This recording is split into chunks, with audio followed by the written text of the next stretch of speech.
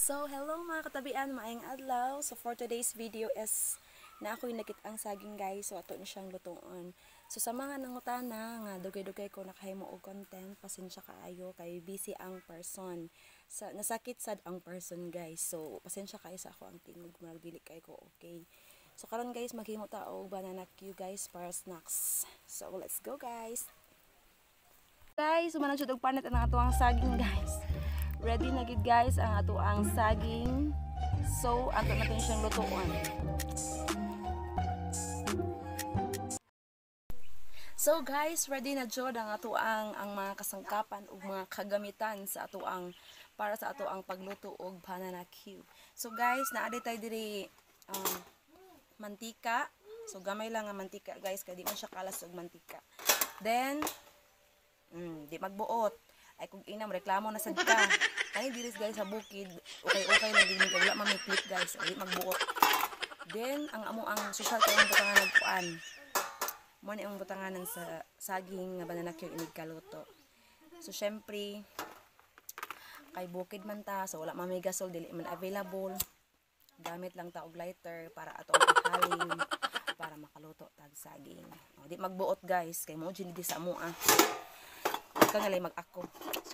So, mo ni amo ang butanganan sa kalamay. No, di gihapon magbuot kay ako agi hapon ni. So, mo ni butanganan ng kalamay.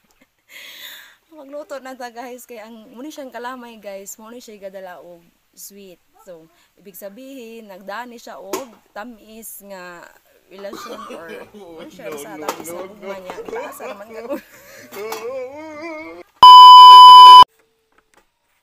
So guys, ready na ta magluto guys sa ato ang saging banana Q. So let's go. So guys, na problema kog isugnod namo. So ang akong gibuhat is nang kay ko aning mga sako. So nakita ko diri pakaw guys. Pwede siya imong iilo kung malibang ka, gamit gihapon ni siya. Pwede ning imong isugnod pero kung malibang kas kalibunan guys, wa kay mailo, so nakay pakaw. Ayos. So, pwede na siyang ilo. Pwede siya pang sugnod. So, let's go!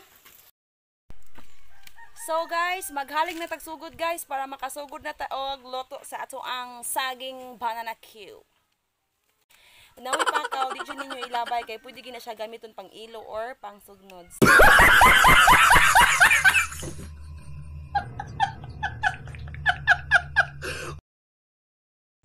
So, ayan mga katabian, kakatapos ko lang maglagay ng mantika sa kawali guys. So, hintayin natin na mainit at saka painitin natin ng maayos. So, nakikita na natin guys na medyo kumukulo na yung mantika. So, ibig sabihin nun, mainit na siya. So, pwede na natin lagyan ng brown sugar guys.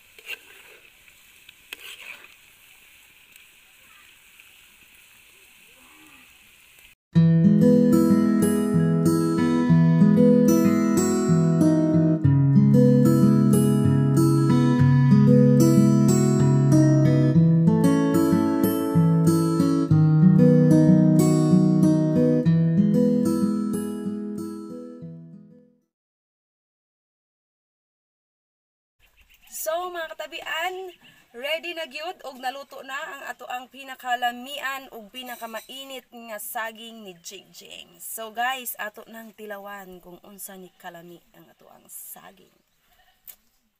Lami ka!